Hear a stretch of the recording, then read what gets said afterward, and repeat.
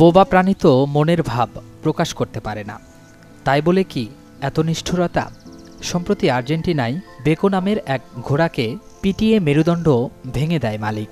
ঘোড়াটিকে উদ্ধার করেন আর্জেন্টাইন এক উদ্ধারকর্মী। লরেনা মেলান্তনি নামের এই নারী উদ্ধার করেন পা কাটা, চোখ হারিয়ে যাওয়া কিংবা প্রচণ্ড আঘাত পাওয়া ঘোড়াদের। নগদ থেকে পল্লী বিদ্যুতের পোস্ট পেইড বিল দিন চার্জ ছাড়াই ফ্রিতে।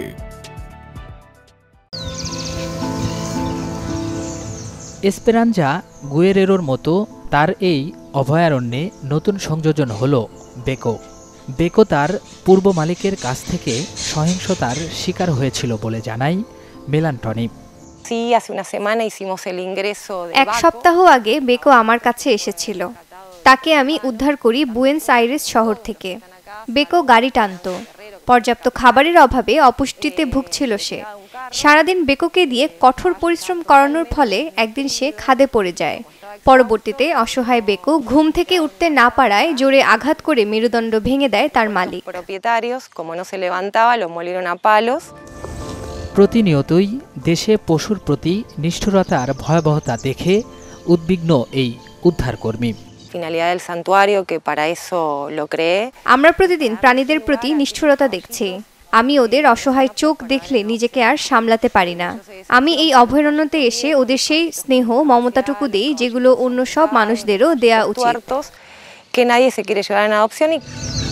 এসপেরানজাকে উদ্ধারের ঘটনার হাত ধরেই ঘোড়াদের অভয়ারণ্য তৈরির চিন্তা এসেছিল মেলানের। এই ঘোড়াটিকেও রাস্তায় মুমূর্ষু অবস্থায় ফেলে দেওয়া হয়েছিল।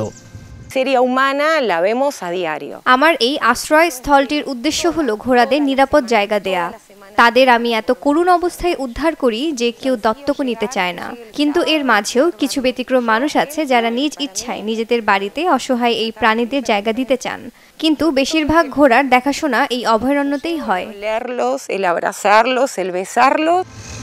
একটি অভয়ারণ্য পরিচালনার কাজ সহজ নয়।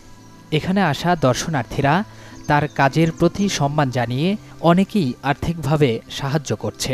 বর্তমানে 50 হেক্টর জমিতে ড্রিম অব হোপ এখন ঘোড়াদের নিরাপদে এবং আনন্দের দিন কাটানোর এক প্রশান্তির জায়গা। ঘোড়ারা যেন আরও স্বাচ্ছন্দ্যে থাকতে পারে, তাই ঘের, খেলার মাঠ সহ নানা কিছু স্থাপন করছেন উদ্ধারকর্মী মেলান্টনি।